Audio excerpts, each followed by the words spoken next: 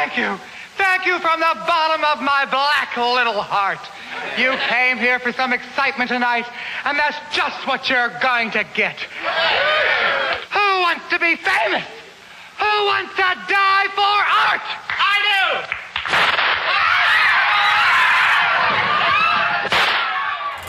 I have come here to chew bubblegum and kick ass. And I'm all out of bubblegum!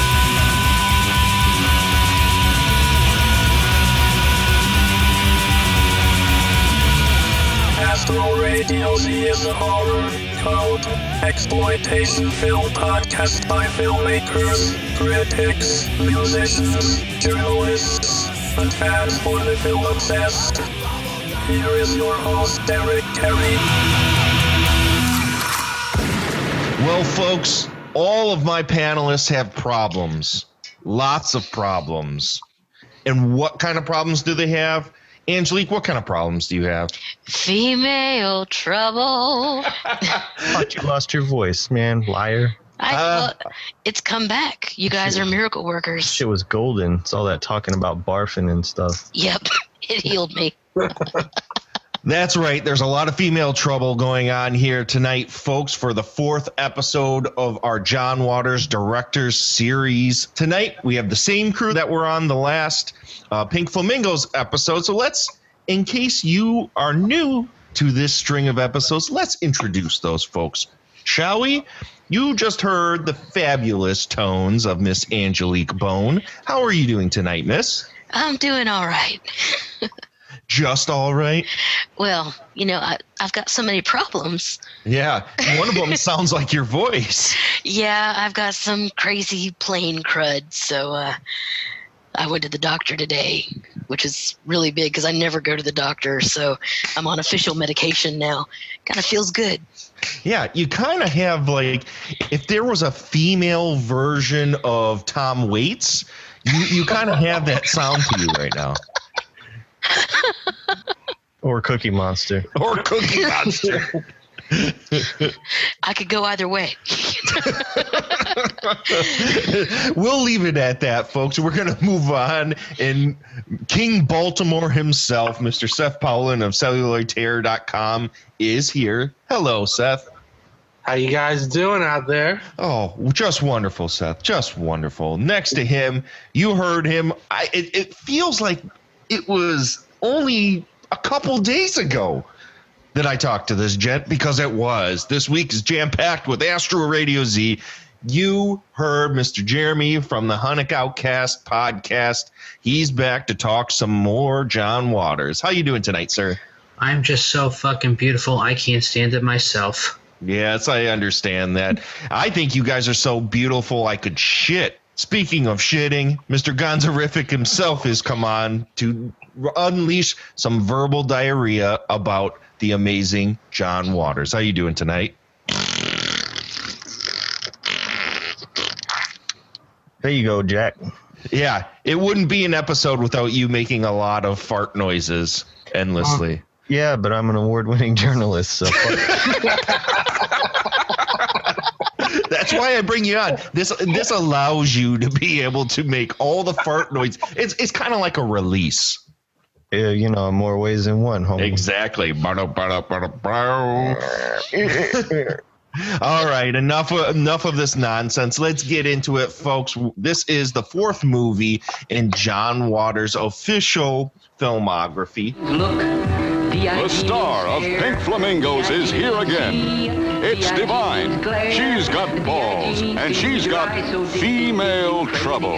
I'm a thief and a shit kicker, and I'd like to be famous. Dawn Davenport is eating a meatball sandwich right out in class. Here she is, Divine as Dawn Davenport, a feisty young high school girl. My parents are going to be real sorry if I don't get them cha-cha heels. Nice girls don't wear cha-cha heels. Give me those presents. I'll never wear those ugly shoes. I told you not to. Yes, she had a lot of problems. And she found herself in big female trouble. Well, I just wanted to tell you that I'm pregnant and I want money. Just because you got them big udders don't mean you're something special. It's hard being a loving mother. I give her free food, a bed, clean underpants. What does she expect? Look in the mirror, Taffy. For 14, you don't look so good. Never have I encountered such a morally bankrupt group of people. Can't hide them. If they're smart, they're queer. And if they're stupid, they're straight. Crime enhances one's beauty. The worse the crime gets, the more ravishing one becomes. I'm going to chop off your scrawny little paw. Watch as Divine performs the most perverse acts ever brought to the screen. I blew Richard Speck. And I'm so fucking beautiful I can't stand it myself. Shut up! You'll follow Divine's life of sex and crime from its tawdry beginning to its very end. That is comfortable, too. Share the tears and laughter with Divine, Edith Massey as Aunt Ida, and the Pink Flamingos Gang. A new high in low taste. John Waters' Female Trouble. She had a lot of problems. Coming soon from Saliva Films. So here we have the story of Miss Dawn Davenport, this wonderful 16-year-old girl whose only dream in the entire world is to get cha-cha heels for Christmas. She goes home to a loving set of parents who not only don't get her those cha-cha heels, but want her to be a good girl. And what does she do? She kills her mom by pushing a tree on top of her and runs out the door screaming, "I'm out of here," while her dad says, "Fuck you." That is the attitude of what we have going on here in Female Trouble, is basically John Waters starting what would be considered kind of one of his main themes going forward, which is about juvenile delinquents. Divine as Dawn Davenport is one of the biggest juvenile delinquents in all of John Waters' films. Now, going from here, Divine not only is this juvenile delinquent, she turns into this crazy adult that's a thief, a shit kicker, and then she becomes kind of what Divine was in Pink Flamingos, this maniac. And this movie feels more like we're following the life story of one character as she spirals into madness. Now, Seth, what did you think of Divine and the direction John Waters took her into this movie from Pink Flamingos? I think he let Divine shine a lot more. Just gave Divine and in and out of the Divine costume and look more to do. It's not just acting vile, but there's a lot of comedy timing in there, lots of funny dialogue, some physical humor, and then again, as Harris Glenn Milstead out of the costume, we get to see some acting there as well with a Christmas morning garbage dump which is one of the weirdest scenes in all of cinema, where we see Divine raped by the male version, Glenn Milstead, raped by herself or himself. Only Divine could fuck herself on Christmas morning. It is a really, truly touching sequence.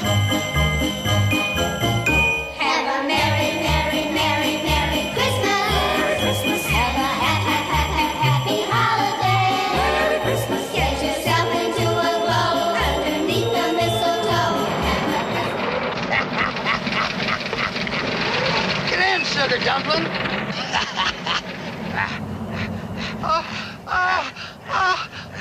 Get it.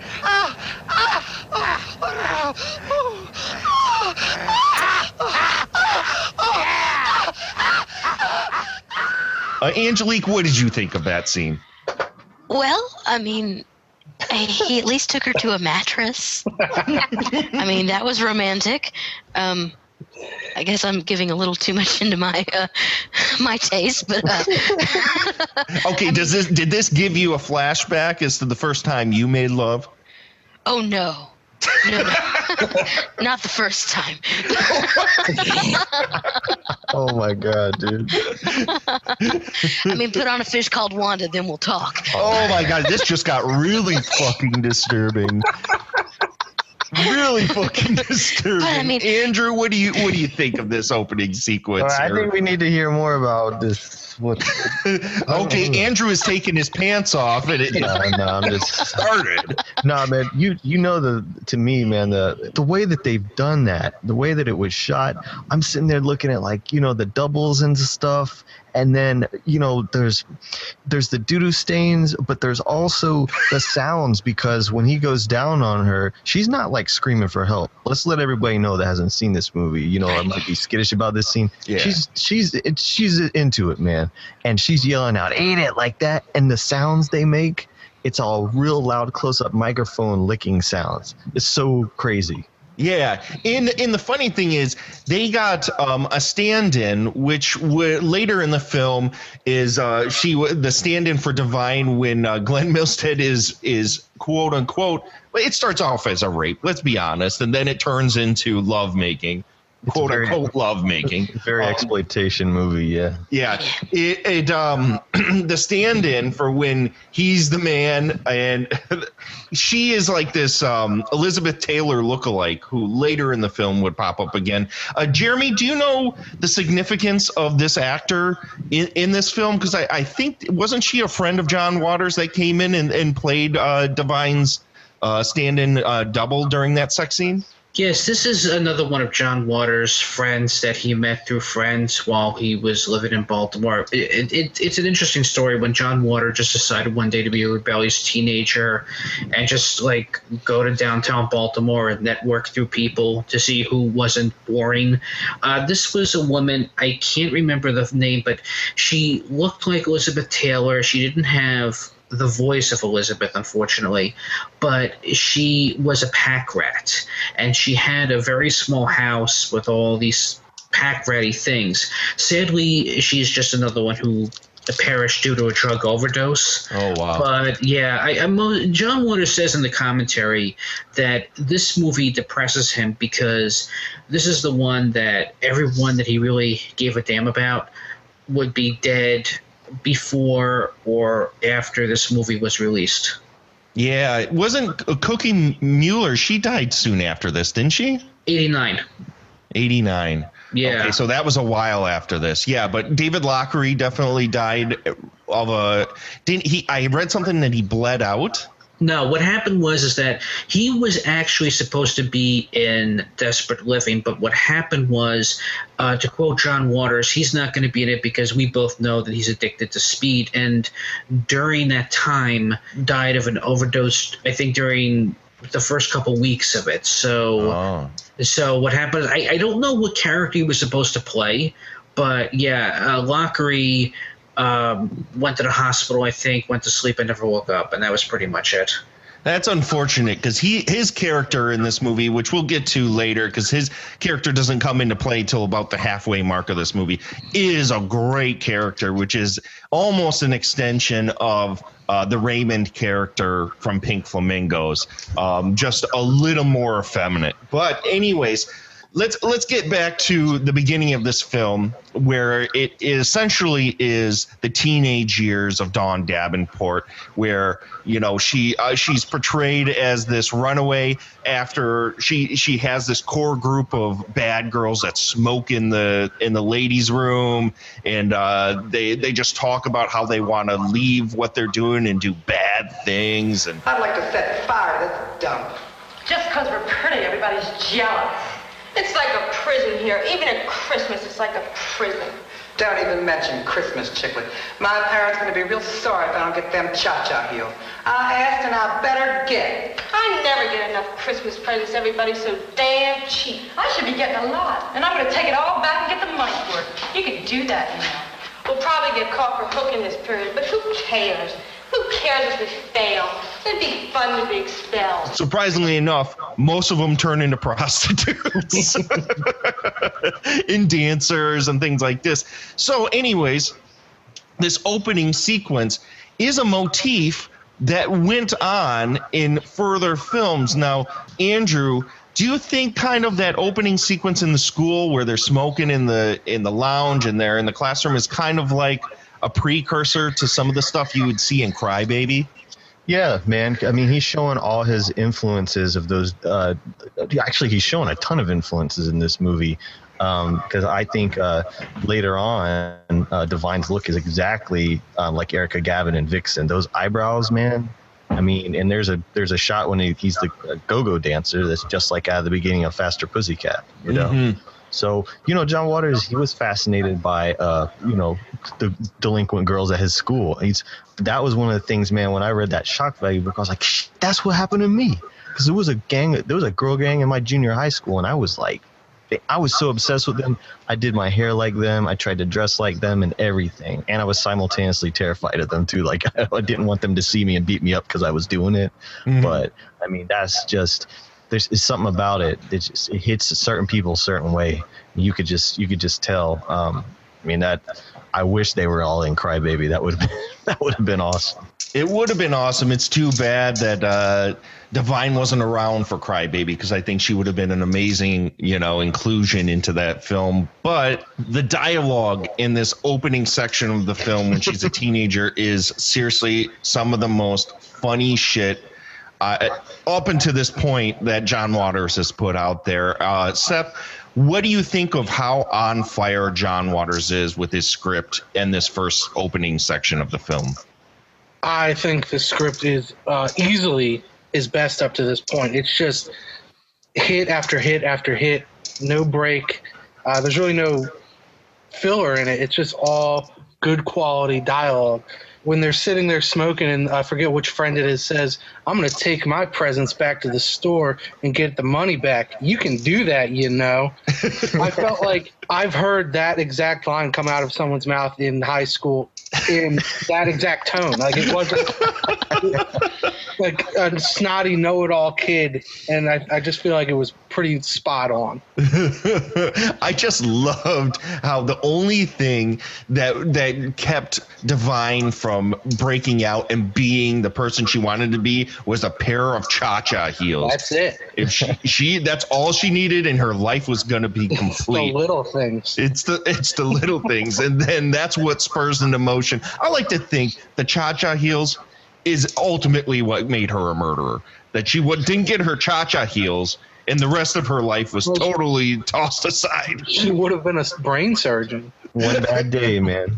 Obviously, brain surgery is the next step after not getting cha-cha heels.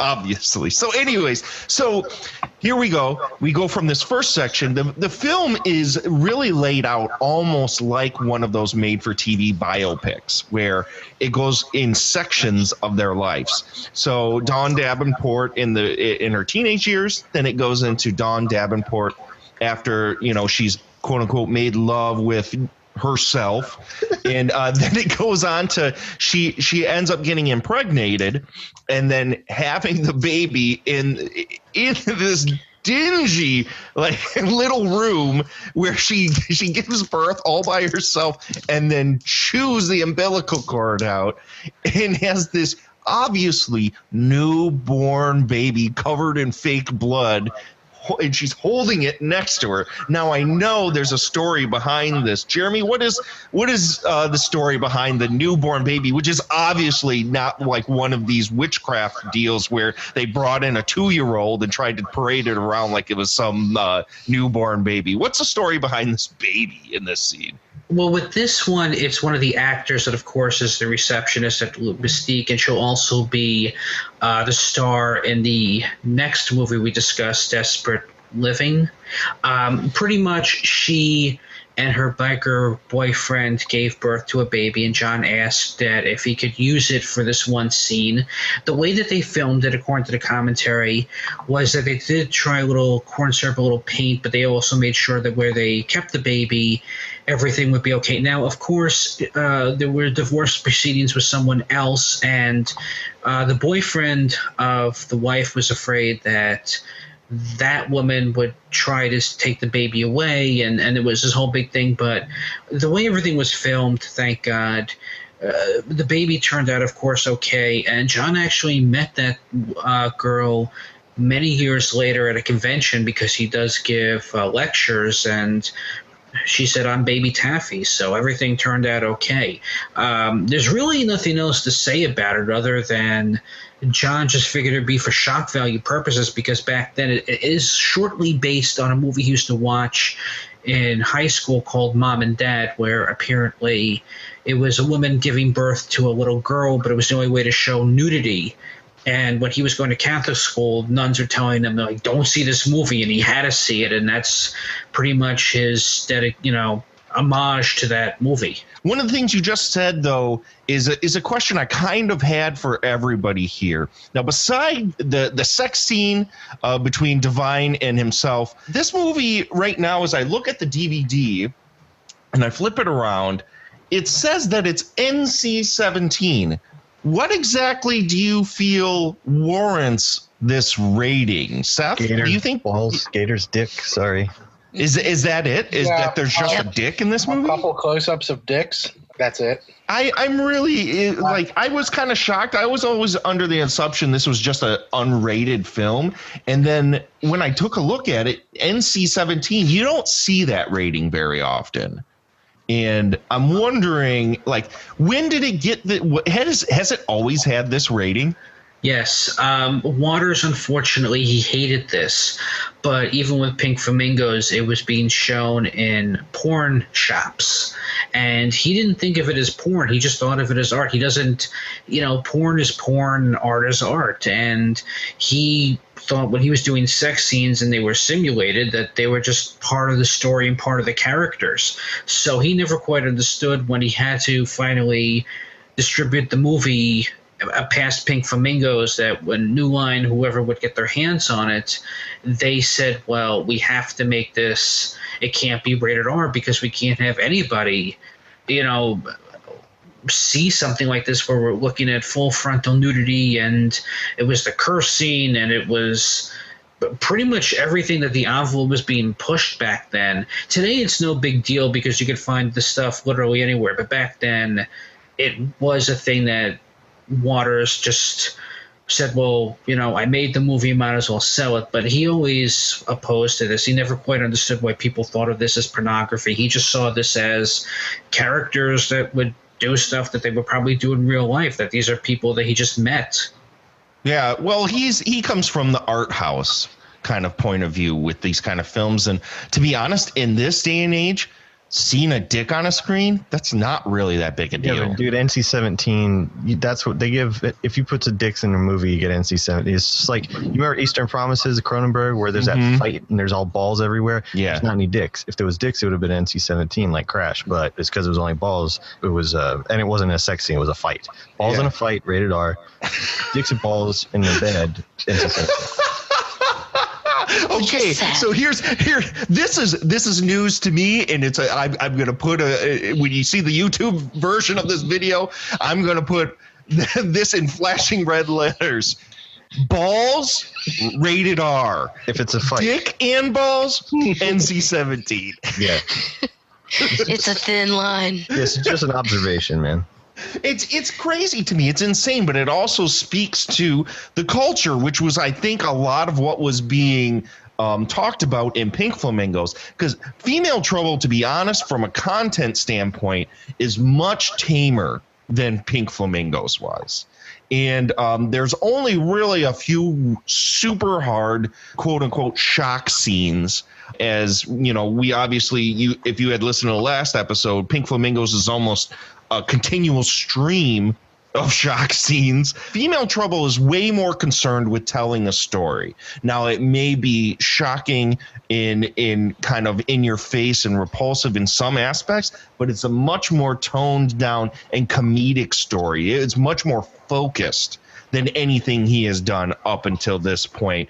Angelique, what did you think of the direction he decided to take after Pink Flamingos with this one? Well, I'm glad it kind of went more narrative, because like Pink Flamingos did have a narrative. It had a direct line, but it was mostly just, bam, we're gonna get you, bam, we're gonna get you, and here's a little bit of the reason why, and then bam, bam, bam. Yeah, dog. Absolutely. So this, I like the fact that it was kind of toned down in a sense. but all the dialogue, it was dialogue driven, it was story driven, it wasn't shock driven. Right. And I think if anything, and it's funny that I'm going to make reference to this for this, but kind of like the newest Human Centipede film, the shocks comes almost entirely from the dialogue in and of itself. That was like Shakespeare to me. Well, you're in good company because Andrew and I both loved that movie. Oh my God. I made my mother buy it because she's like, I like the first one and the second one. And I was like, have you seen 3? She's like, no. I was like, buy 3. All of a sudden you became a devil. Buy 3. No. It would have been awesome to see all of a sudden your eyes glow red and your voice turns into Chris Barnes. Yep. That just happened, actually. So. But she yelled buy 3 into a bucket the first time, so she wasn't clearly understood. Right. Before we go down that rabbit hole. But Andrew, did you also feel that this kind of followed that same route where now instead of being visually shocking, it was more like how far could he push what these people said?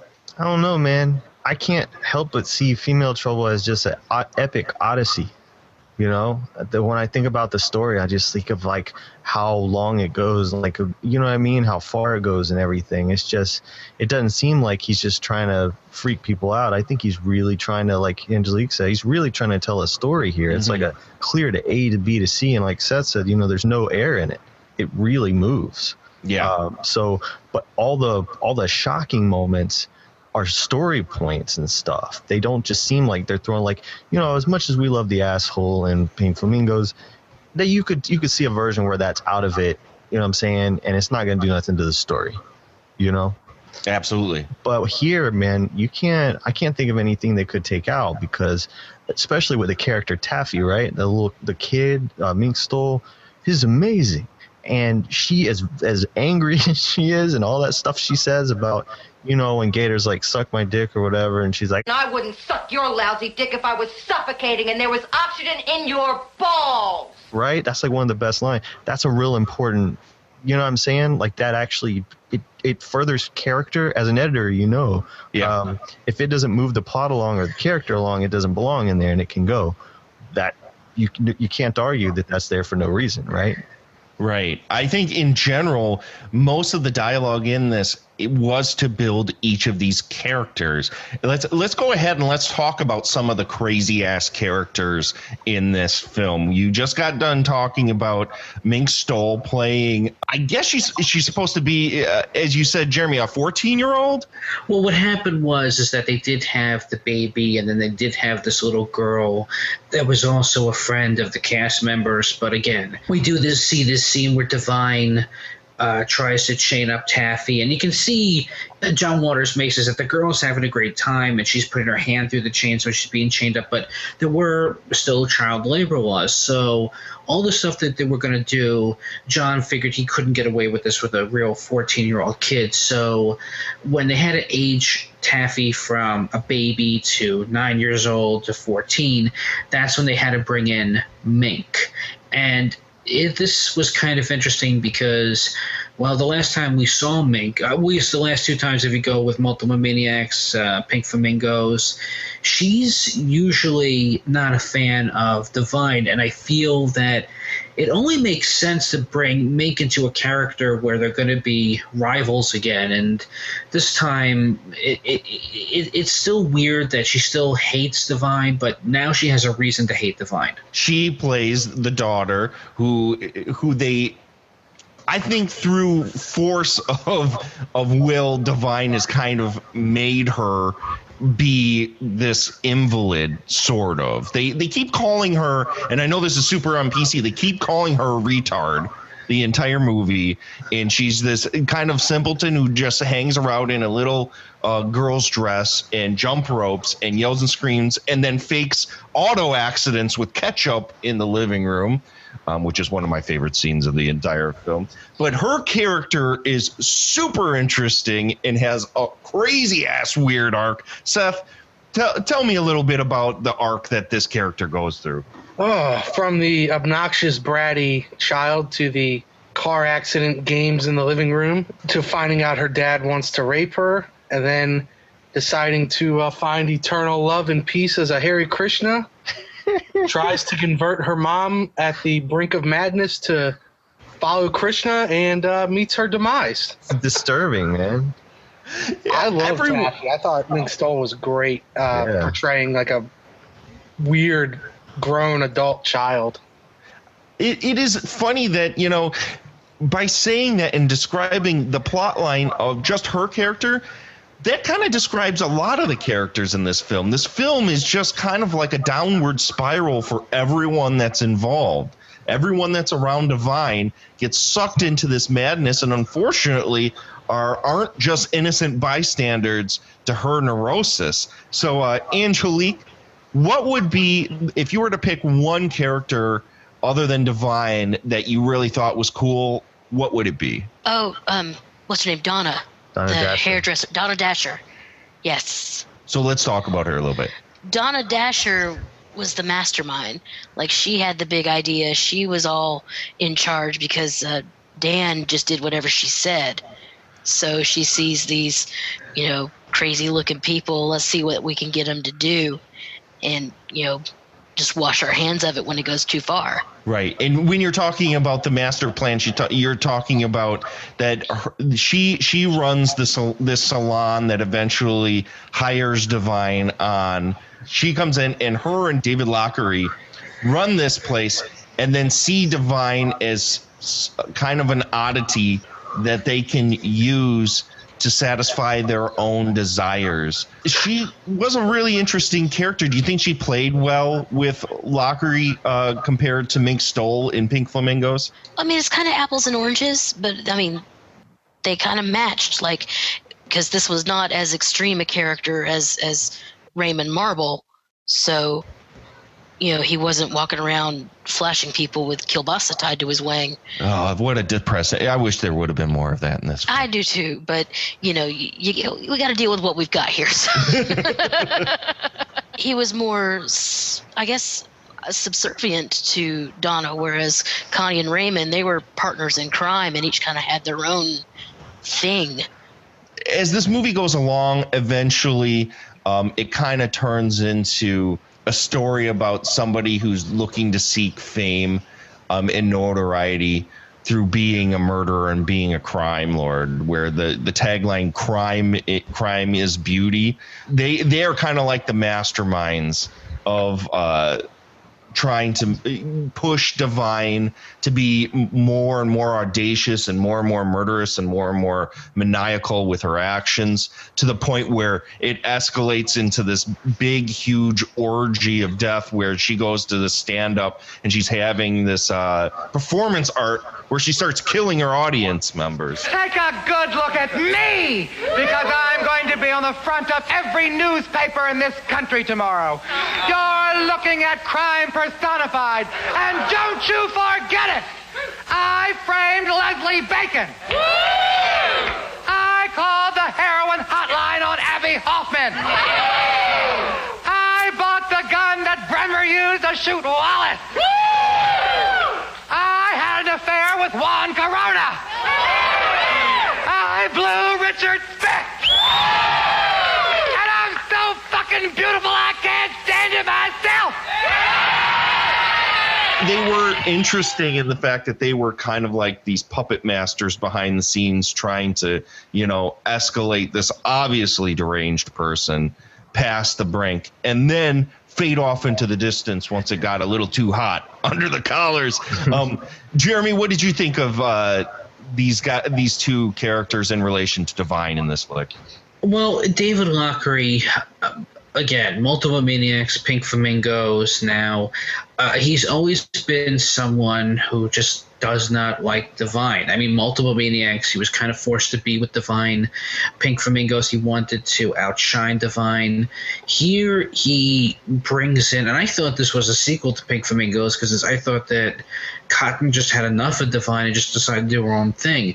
This is a weirder character. I feel that, you know, this character now has white hair. He is more flamboyant, but it's interesting that he has a silver tongue. I feel it's like in the deleted scenes of Pink Flamingos, and the first time that they're going to go and set fire to the trailer, they actually talking about how much they hate nature and how they couldn't stand living in the country because they can't imagine like animals shitting and scratching at the door. Here, when they go to Don's apartment, Donald Dasher enjoys white trash. He finds it to be art. He finds it like there are things that you can find in the trash to be a treasure. So everything that he says and does, even when Don asks about... Do you have any trouble finding the place? Your directions were pinpoint perfect. And your street, well, it's a street of charm. Oh, thank you. Lovely.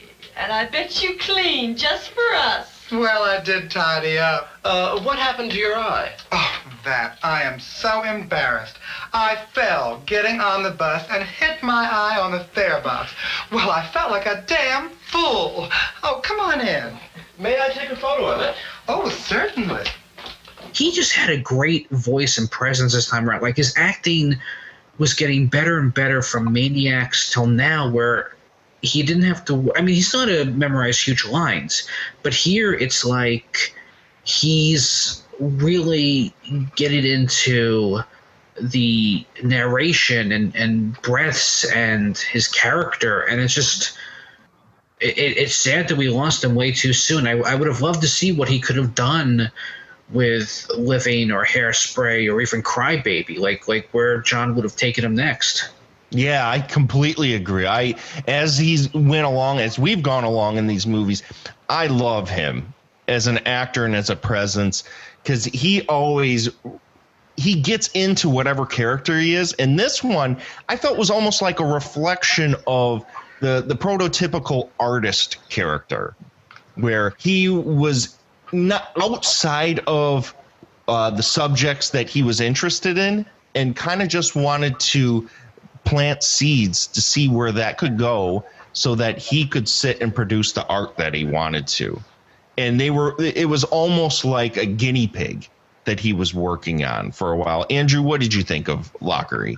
He's got such a sadness to him, man. Those blue eyes, I think, is what it is, dude. He just, for some reason, and maybe it's because of having read all the books and watched the documentaries and shit. You just think about, that he had a sad life and he was angry about like not getting money from that cult fame, which there isn't any.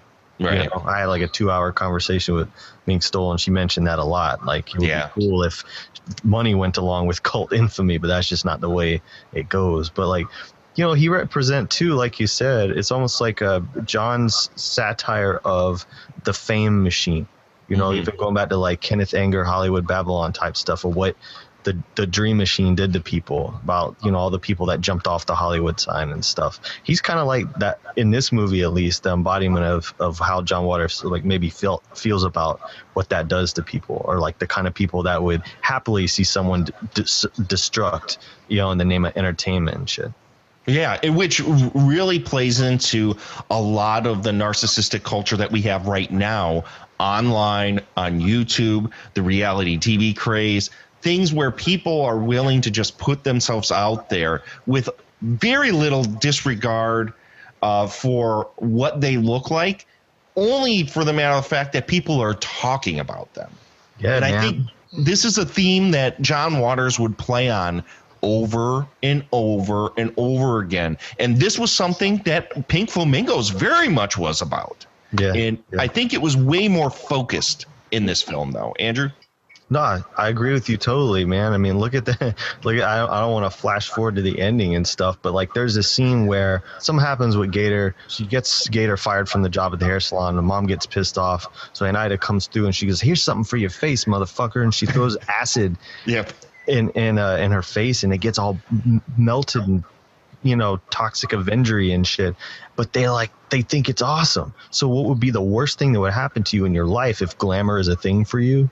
Suddenly becomes like even cooler because like they're saying it's cool. It's funny, but it's also really kind of freaks me out a little bit. Well, it's also like, I hate to say, it's one of those contrarian ideas that you see over and over and over again with certain crowds in art scenes, where it's just like, this is so contrarian to what the ideal is that this is what makes it cool. Yeah. That was a lot of that was this total, and I wonder, because a lot of his mannerisms also, when you sat and listened to interviews with Andy Warhol and his manner of speech, it seemed like there was a lot of that ringing through. Do you think, Jeremy, that was kind of some of it? You know, I know that John lives in New York, and he does.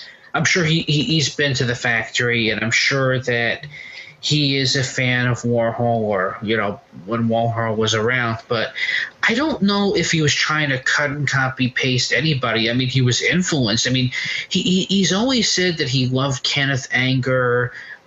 He loved any controversial film that was not being advertised in theaters that he had to go to either downtown Baltimore or downtown Manhattan to find. He loved William Castle movies with the gimmicks. We'll get there with Polyester.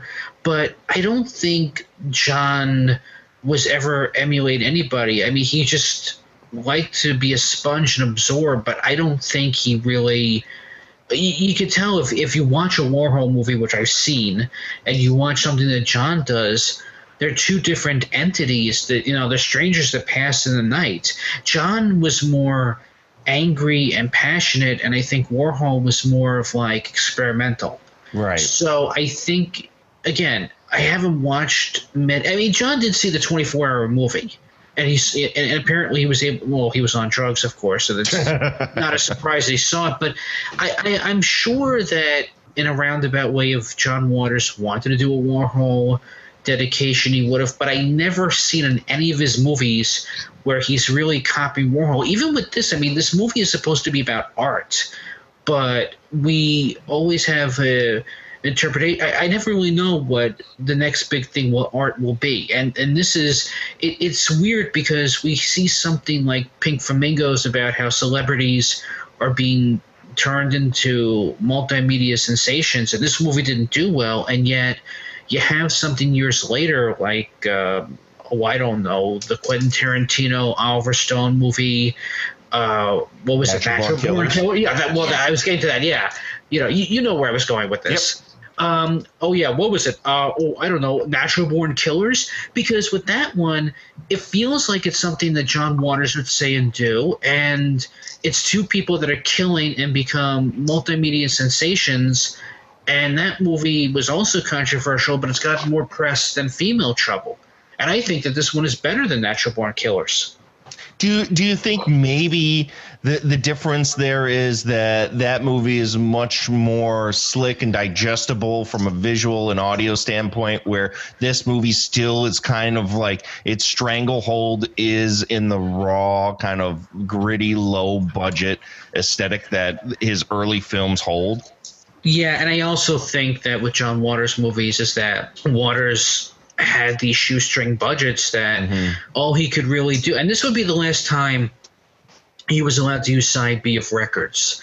And this was also the last time he was able to get people that were working at news stations and on their weekdays or weekends off were able to help film something. So John would pretty much get what he can, and he hitchhiked a lot, and he wrote a book about it. But he went to these trials. He went to the Manson trials, and he went to the Alice Crimmins trials, where I think he was just more there than Stone, who just pretty much read a newspaper and just edited things and put anime together. So that's why that Natural Born Killers is slicker. But I think it's also because Natural Born Killers has names that we're more familiar with than we would be for Female Trouble, which is a shame. Yeah. Because I mean, Natural Born Killers, it's Woody Harrelson, it's Rodney Dangerfield, it's Juliette Lewis, it's that woman who was the secretary in Ferris Bueller that Juliette Lewis ends up killing because Rodney Dangerfield was abusing her and the mother said nothing. But the point is that we remember those actors. Female Trouble was a very low budget film. It was in the 70s, and people go, oh, well, that's the 70s for you. They don't appreciate what Waters was saying more, and he wasn't so dependent on slick. I mean, yeah, everybody uses the soundtrack, but John's soundtrack at least had something to deal with what was going on in the moment, especially with Pink Flamingos. We didn't talk about that, but the snippets of Riot going on cell block number 9 and how much is that dog in the window, that had everything to do with what's going on in the now. And even with this movie, and I think that John was able to take that and make that into, well, what it is today. And unfortunately, anything today is so concerned about quick edits and big name stars that this is why I'd rather go back and talk about this movie. Yeah, well, this was something that we had talked about when we had our first episode about Mondo Trasho, is that his musical choices are very well thought out, and they're very much contextually a part of the films. Now, obviously, Mondo Trasho is on a completely different level than Female Trouble or Pink Flamingos, but there's still that care for placing the music that's within these films in very specific ways and very specific spots.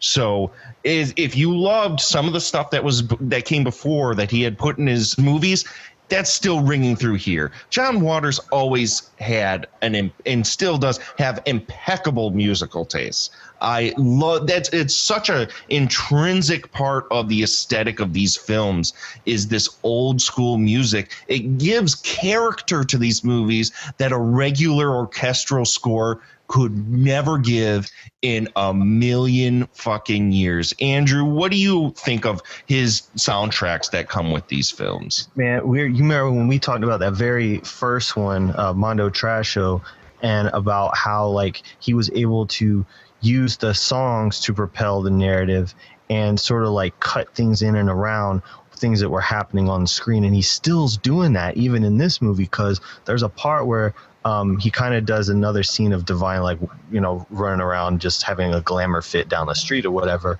And there's this dude, and in the song says something about your eye, and it's a motherfucker with a glass eye that just pops out of his head. I love that part. Right? And you're like, damn, that could have been right out of Mondo Trasho, right?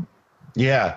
Yeah. I think, you know, the thing is, if you were to watch these movies in order, you absolutely see the progression of how he took these snippets of ideas and grew them and honed them and made it more perfect and made it his own voice came through, and he kept hearkening back to these motifs over and over and over again. And I think that's what, you know, when he ultimately would break out, he had such a strong voice. By the time like Hairspray came out and some of the bigger stuff, I mean, there's a reason why those movies work so well, because he sat and honed his craft through all of these movies to perfection at that point. And this movie obviously feels like he was moving forward in a way where he didn't want to just make experimental in-your-face shock movies.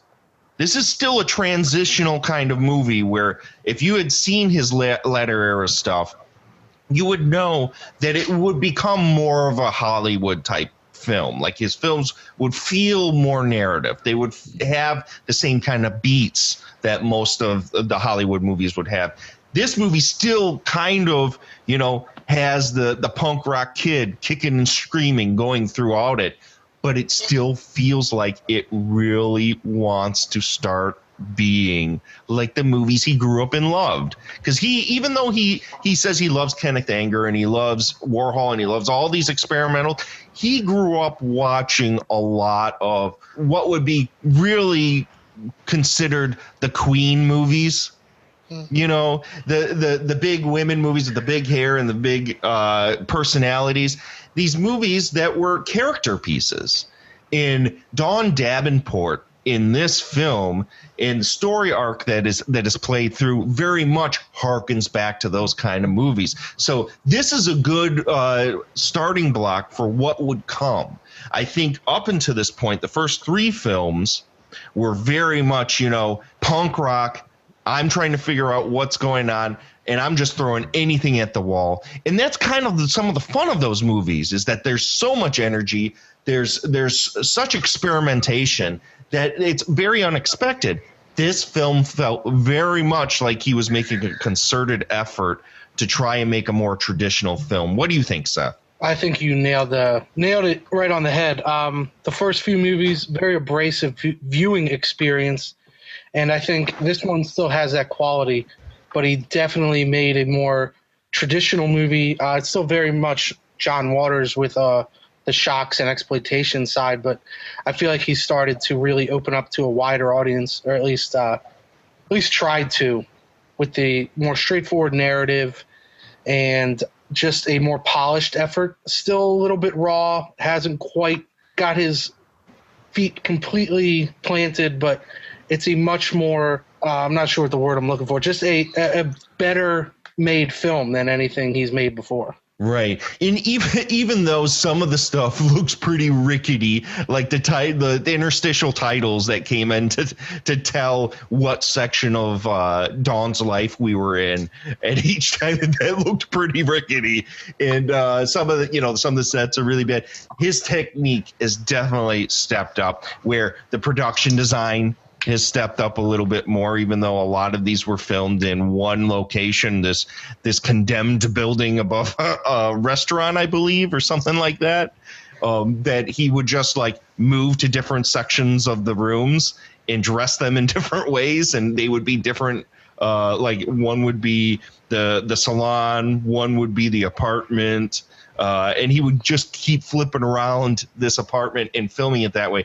But not in terms of maybe, the art direction, even though it's a step up and it's more concerning, but more of like in terms of like themes, the pacing of the movie, how he was using dialogue, how he was telling the story. It's much more sophisticated than anything came before. Now, before we move on to trying to give out final thoughts, we have to sit and talk about Edith Massey.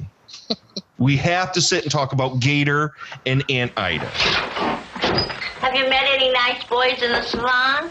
Oh, pretty nice. I mean, any nice queer boy. Do you fool with any of them? Aunt Ida, I dig women. Don't tell me that. Christ, let's not go through this again. All those beauticians and you don't have any boy dates? I don't want any boy dates. Oh, honey, I'd be so happy if you turned Nellie. Ain't no way. I'm straight. I like a lot of queers, but I don't think they're equipment, I like women. But you could change. Queers are just better. I'd be so proud if you was a fag and had a nice beautician boyfriend. I'd never have to worry. There ain't nothing to worry about. I worry that you work in an office, have children, celebrate wedding anniversaries. The world of heterosexual is a sick and boring life. Sometimes I think you're fucking crazy. I'm real happy just the way I am. These two characters in this movie, as much as I love Divine in this movie, she's a show stealer. She is just insane in this movie, and we'll talk about her a little bit toward the end here. But Edith Massey, she plays Aunt Ida, who's has a nephew that Divine eventually marries, and her main focus in this movie is to get him to be a gay man, because she feels all straight men are stupid, and she thinks that all smart men are gay, and that he would be so much better off in the world if he would just find a nice queer boy to fall in love with. And yet he keeps telling her, no, I'm straight. Nope, not going to happen. But I want you to be great. I'll set you up. You'll get a good job and blah, blah, blah. I thought this dynamic was hilarious. I thought it was great. It's a nice turn on what I'm sure at the time the ideals were completely reversed.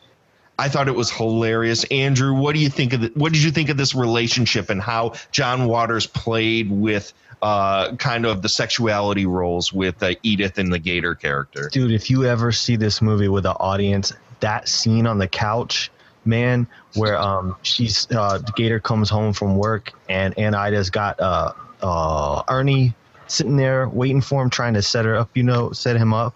And so, she's talking to Ernie first, talking about, oh, you're going to love Gator or whatever. And as soon as Gator walks in, he's pissed. Like, he's like, get him out of here, And Ernie's, he's like, wait, what? He's kind of. But that scene kills with the audience, man. It kills. You don't, even if you put a scene like that in a movie right now, people would go crazy. It's so perfect. And of course, Gator, I don't think he'd ever acted before, and I don't think he ever acted again. But he's like, look, you better beat it before I punch your fucking face out that window. Yeah, he felt really real. Didn't he? Well, except when he said the auto industry, like the way he said industry. But man, Edie was so good. Not just, I'm sorry, I like her in that laced up black suit, man. I'm sorry about that bleach hair. Man, that does it for me right there. And then, but Gator is crazy. Just that. It's so good. That exchange, like, that's one of my favorite parts, man, is right there on that couch what happens there. Because, on the one hand, you'd be like, well, this is really politically incorrect what happens. Because, like, Edith, she used the word fag in a couple parts too, but you got to keep it in context, around the time that this was made and stuff. But, man, it plays so good even now. People eat that up. They just can't believe it. That's why I almost think, the thing is, a lot of the language in context in this movie, I almost think you'd have to have a brass set of balls to try and write some of this dialogue nowadays with the PC police. But I don't feel like any of the language in this movie is directed with hate in mind. So the context of that language, it takes a totally different connotation in this film compared to if you just had some aggro straight dude saying this kind of stuff. Yeah, that's some fucking offensive shit. But in this context, it's playful. It's done very tongue in cheek, and it allows you to be able to use these words and flip them in a way that kind of makes you wonder why they have power in the first place. It's just, Angelique, man, hit it, dude. No, I was just agreeing. Absolutely. And I mean, they're not being hurled at somebody. It's just like, oh, well, he's a good fag. Date him. I thought the whole dynamic was one of my favorite things in this movie. So let's go ahead and move on let's finish up with our final thoughts on Divine and where this character goes toward the end. Seth, as things move along and she becomes this insane maniacal maniac who the only thing she cares about is being famous and being seen.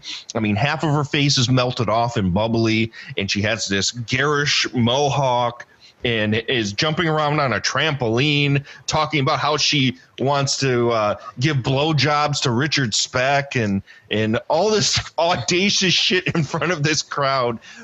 How did you feel the Divine, like the escalation of the Divine character toward this last act where she becomes, this murderer and then goes to jail? What did you think of this? Pure madness personified. She lost it completely. It went from being famous, the drive to be famous and perhaps better yourself and get out of the trashy slums. But it just became a complete show of, look at me, I'm going to rub on myself, I'm going to jump around. It's the Dawn Davenport show. Even in jail, when she'd been sentenced to death at the electric chair, it was hanging around asking for veal cutlets, signing autographs. It just became all about, look at me, and she got her fame. She got what she wanted. Absolutely. And then she goes out in a blaze of glory. Now, Jeremy, do you think there's a lot of similarities in this last act between Dawn Davenport and Divine and Pink Flamingos? Well, it's interesting because there are documentaries, and of course there is the book shock value, where John wanted to see if she could just have her go on one last spree of rants. I thought this would be the sequel to Pink Flamingos. It makes sense. I mean, Pink Flamingo, she's ranting, filth is my politics, filth is my life. But here we kind of see a more mature Divine. I think she's a little bit more structured, and this is almost Pink Flamingo's 2.0. Like we have Evil Dead 2, Dead by Dawn, and because of copyright and studio issues, the first movie was not a sequel, or the second movie wasn't a sequel. It's just like it all had to be redone because there's just so many politics with those two movies. So I feel that this movie is pretty much saying that Pink Flamingos never happened, just like Evil Dead 2 is pretty much saying that Evil Dead 1 never happened. So I kind of feel that it's another movie, but it's another universe, and it's a different way of what Divine is saying. She's still ranting and raving, but these rants and raves seem to make a lot more sense where she's talking about what she's doing on stage than what she was doing when she kidnapped the press and forced them to record live homicide. If you don't do it, I'm going to kill your family.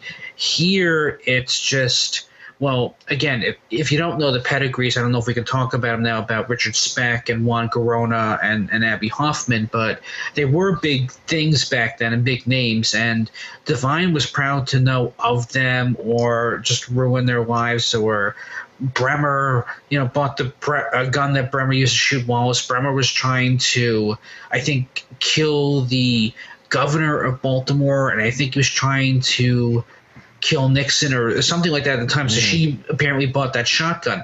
But I think it's just, that's more of that yippie movement that I heard about with Abby Hoffman. So I feel that Divine was pretty much just in Pink Flamingos. Again, she was all about a title that she really cared about. Here, it's like she's trying to be a celebrity in her own way, where being a celebrity in her own way is that she wants to be this thief and shit kicker, and she wants a death penalty because for her, that's going to be her Oscar. Right. So that's the difference between the two. I also there is that, and I think that's a good dissection of what that is. Do you feel that maybe the three characters from the last three movies share a lot of that kind of her Divine character in Multiple Maniacs to this one? There's little aspects that it just felt like it was one character that was just maybe being in a different situation, which just kind of like plays on the same theme and just twisted a little bit. No, because I think with Multiple Maniacs, Divine was just somebody who couldn't handle her own high, and she pretty much, and she couldn't handle her own temper. She was her own worst enemy. I mean, in the beginning of Cavalcade of Perversion, she did not care if cops were going to come and arrest them while she was going to mug the spectators, and she just wanted to kill them all. And then she said, fuck the Cavalcade of Perversion, let's just go out on a spree and shoot everybody. She was just in her own little world. In Pink Flamingos, again, she's, I don't know, I mean, she's the likable villain. She's kind of like if Ursula had legs, and Ursula pretty much, yeah, I mean, that's pretty much what it was. And she looks like it too. Yeah, I mean, she's a diva, and we love her for it, and she'll do anything just to keep her title. And if you poke the bear with the stick, we saw what happens. Here, however, she was just a rebellious teenager and then got brainwashed into stardom because these two people were just using her as an experiment. And her mind, I would say, well, actually, we didn't talk about this too much as well with Taffy, because even when Taffy's 9 years old, Dawn doesn't want her to go to school and have friends because she thinks that she knows everything. She even said as a teenager in this movie that she's the one who should be teaching. She knows more than teachers. And John Waters said this in the commentary track, that he liked going to school to read and write, but anything else he'd rather learn on the streets because he just felt that he could learn more that way, that, reading and writing was important. Right. Anything else, I mean, if you really wanted to learn about history, he would learn about it on the streets or go to a bookstore. Math, it's basic math. Even in today's day and age, you don't really have to find X thanks to the 21st century. So that's really what this movie was supposed to be.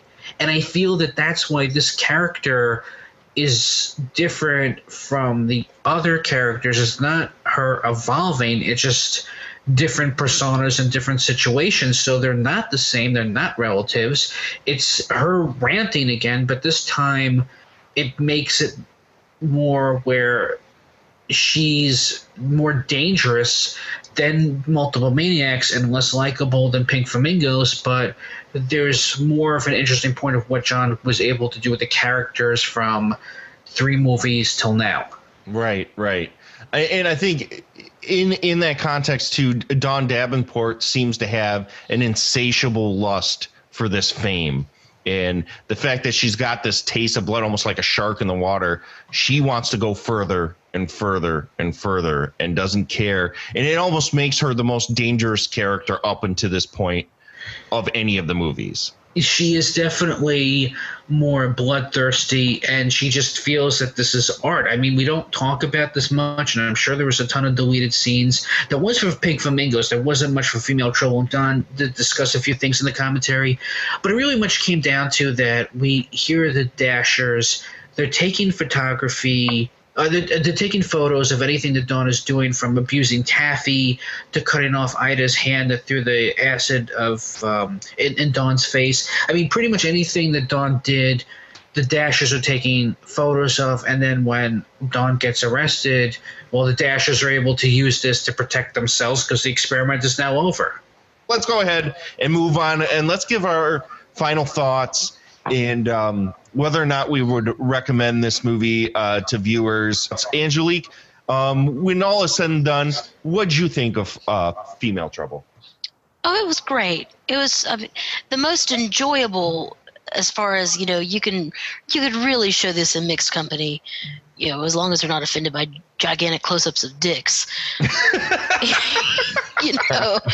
Hey, no, that's how you introduce us. You go, hey, you want to watch a movie? Yeah, let's watch a movie. Do you like dick? Right.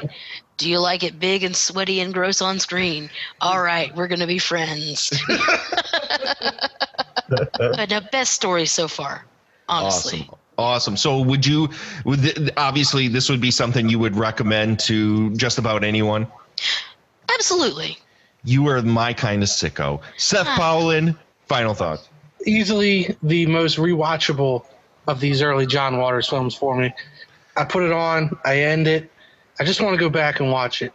Even if it's just for the wedding scene where Edith Massey is beating up the priest and beating up on Dawn for taking away her potentially gay hero of a nephew, and Dawn's wearing a completely see-through wedding gown with her daughter as the flower girl right in front of her. And fake nipples. Giant fake nipples and pubes on display and probably a tucked dick.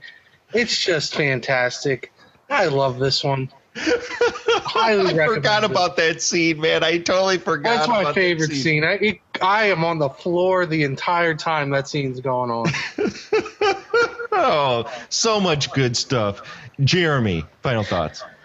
This is possibly the next to last of my favorite water movies. I think this one works better than Pink Flamingos because it's much tighter. It's a more interesting story, and the commentary track is worth it alone because John admits is that this would be the next to last movie where he just stopped using drugs and would stop with the rants because there was nothing really more to say after a while. But it is depressing, and he, of course, has said this, and I can tell why, because most of the people that he worked with died post-production due to drug overdoses or STDs. And it's a shame because Edith Massey, who Meek has mentioned in documentaries and John has mentioned, and there was a documentary, Love Later to Edie, she would frustrate the hell out of people because she couldn't remember lines, and she was really, really trying to memorize everything, including her stage commands, and she would start to talk about her stage commands while memorizing lines. And Edith just got better. And the next movie we talk about, I mean, she is the star. And, absolutely. And, we talked about how she was on the Fitbit. I mean, Edith to me in this one, God, she was a national treasure. And we didn't talk much about her life. I guess we'll talk about it next movie about where she went from point A to point B. But everything else, I really have to say this is David Lockery's movie. I mean, he's hardly in it, but he's got the best line reads. And Mary Varian Pierce as his overdressed Donna Dasher, everything just seems. I know people didn't like this much as Pink Flamingos, and Pink Flamingos apparently has more staying power. And Waters mentioned that as well in the commentary, that it didn't do well. But I have to say that John really did. If you listen to this with the commentary and without the commentary, he topped himself. And I think that's a shame, because I don't think people realized what John was really trying to say if you get past him being on drugs at the time and the people that he knew. This is an interesting story about how the media and how people brainwash and think about instant celebrity status. I mean, he's taught this movie in prisons, and I can't blame him. It's a very powerful movie that holds up to this day, but ironically, every time I put it in my DVD player, it just like halfway through it stops. It's like it's trying to regurgitate on itself. It's weird, but I would definitely get your hands on the special edition with the commentary track. It's money well spent. Yeah, I agree. It's really unfortunate that this film is probably the hardest one next to Mondo Trash Show to get. It just isn't out there anymore. And the vast majority of these films just aren't out there anymore. And I don't know whether or not it's, a matter of some licensing rights, or maybe they just don't, companies don't see them as viable products right now. But these DVDs are going for pretty hefty rates. Seth, didn't we talk at one time how you were looking to try and find a DVD copy of this and you were having a really tough time? Yeah, without dropping $40 or $50 right now, you're not getting it. Even the VHS is going for $25-$30. So I had to go another route to track it down. I mean, even Multiple Maniacs will be easier to come by in a couple months. Holy cross those fucking fingers. I want to say, Andrew, I honestly want to say Criterion heard our episode. They heard us. They heard us talking about it. I don't think so, because the first thing that I said was that I wanted him to do Mondo Trash Show and Multiple Maniacs together and put all his early shorts on there. Yeah. That's what the fuck I said, Criterion. I wish, but I'm very excited. I think that Multiple Maniacs release is going to be boss as fuck. Yeah, that short promo they released looks amazing. It does, dude. Oh. It looks great, but let's bring it on back home to Female Trouble. It is really depressing that it's so hard to find this one. If you want to get it cheap, I got it at a very reasonable price, right from Mick Stoll. Me too. We got it the same weekend. Yeah. Yep. I have him holding it right now. It says to Derrick from Mink Stoll, and it was a reasonable price. And I got to get it from Mink Stoll's hand, and she's a wonderful individual.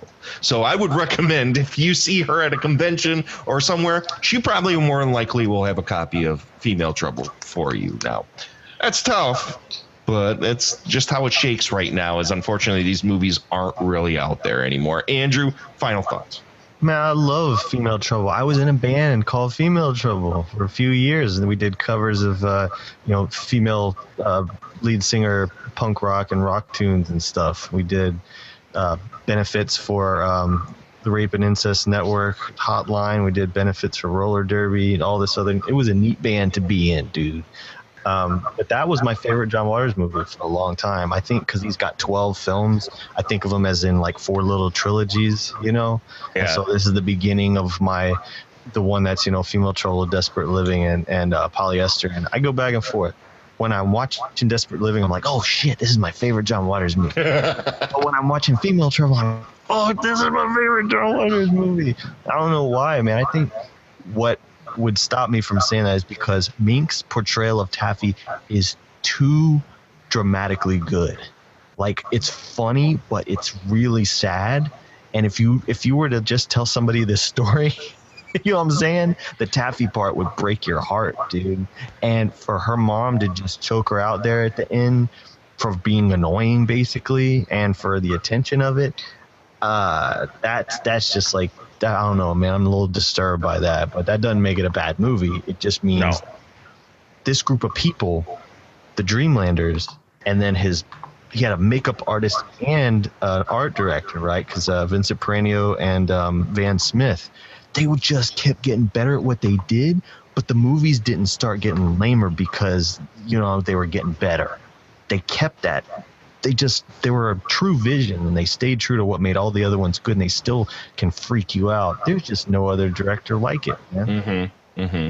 Yeah, and like we said before, these movies show a progression of a director that was finding out what he needed to do and finding his voice finding his voice, and each subsequent work got better for it.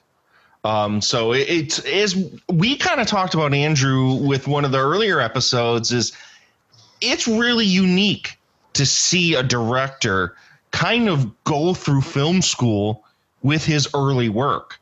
So if you want to have that unique opportunity, go through these movies, go from the beginning and watch it, because it really is a progression from the Mondo Trash Show to here, to see what an accomplished filmmaker he was becoming.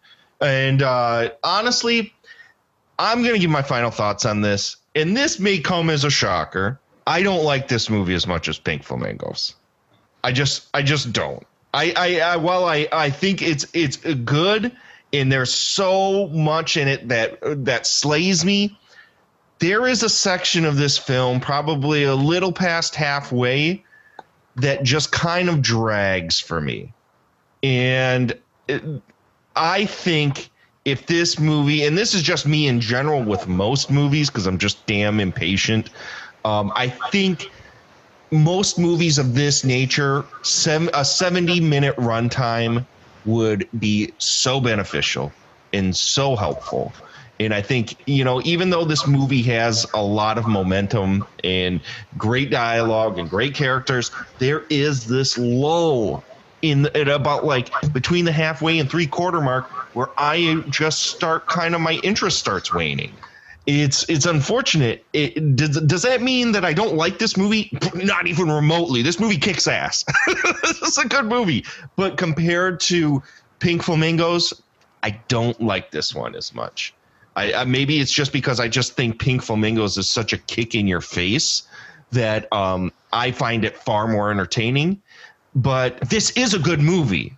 And I think the first 5 movies that John Waters made, actually I'm going to say 6, there isn't a bad movie at all in them.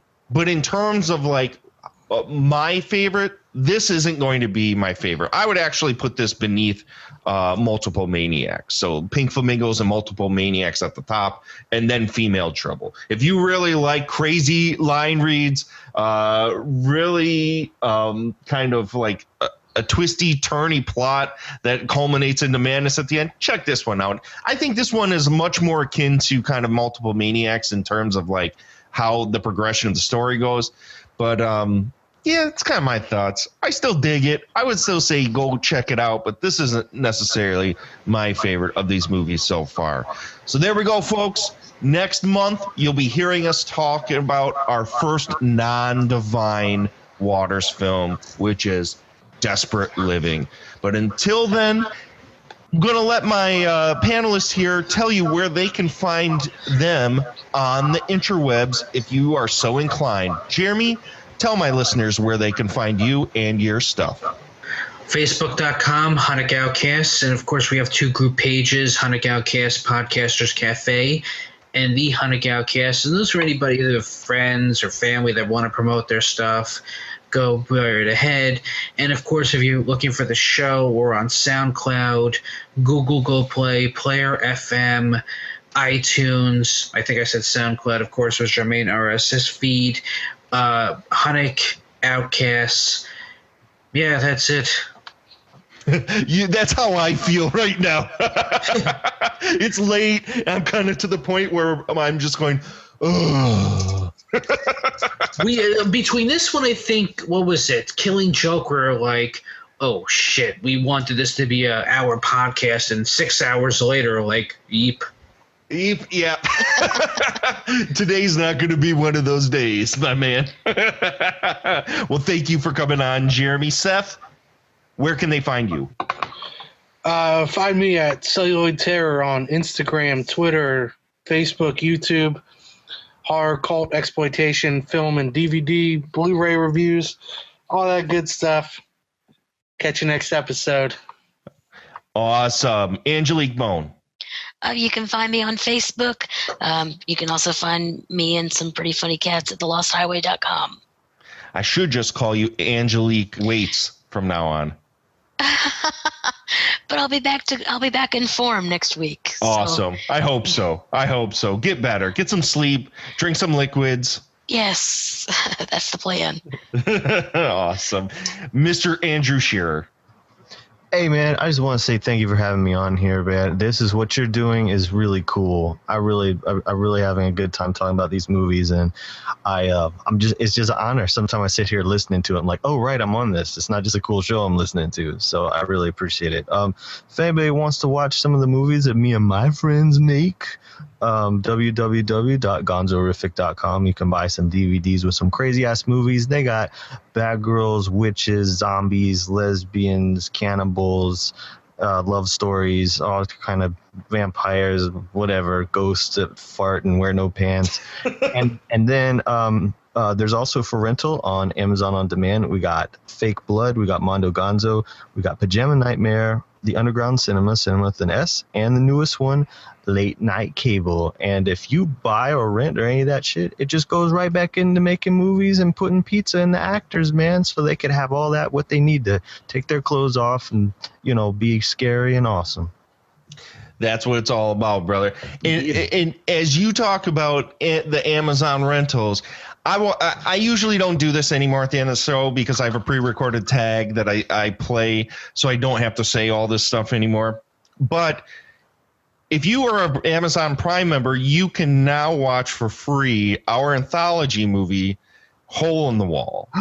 Go check it out. It's for free for Amazon Prime members. There is so much in that film that is directly inspired by John Waters, and purposely so. And I'm not just doing these episodes for, you know, just shits and giggles.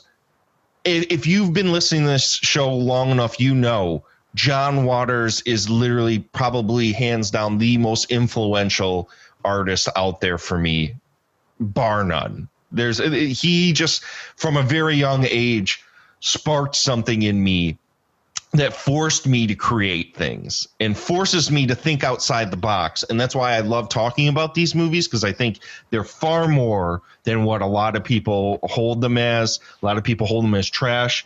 I don't see them as that whatsoever. So if you were looking for something, go check out Gonzorific stuff. Obviously, go check out Andrew's stuff because it's very much John Waters. But also go check out our anthology movie that Andrew is actually in. What? For a moment. What? You weren't aware? Oh, I must have had a camera on you. And I thought they had that sexy bitch in the suit at the beginning of that movie. That was me. That was you. Oh, shit.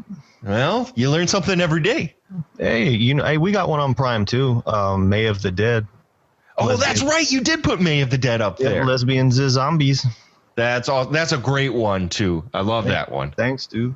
Yeah. So go check out Amazon Prime. It is a great time for indie filmmakers right now to get stuff out there. This Amazon Video Direct service that's out there now, as long as you have a movie and you're willing to go through the trouble of putting captions on your movie, it is time to get out there without traditional distribution.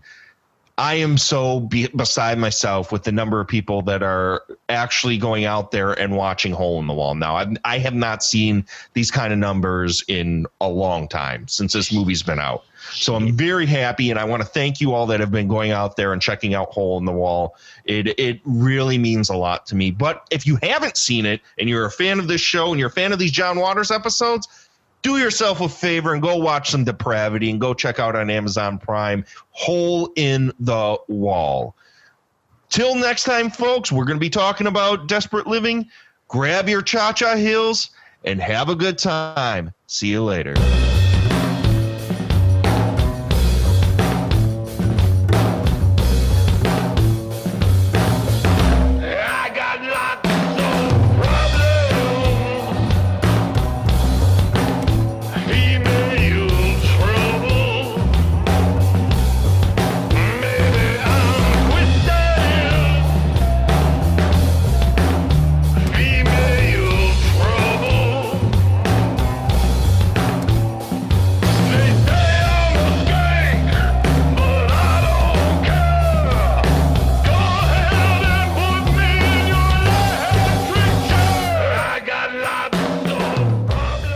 find Astro Radio Z on iTunes, Stitcher, TuneIn, Spreaker, YouTube, and anywhere that podcasts are found. Please subscribe, share, rate, and review. You can also follow us on Twitter, Facebook, and email us questions, concerns, or just general chatter at astroradiozpodcast@gmail.com. Coming from me, Derrick Carey, thank you for listening, and I'll see you next time.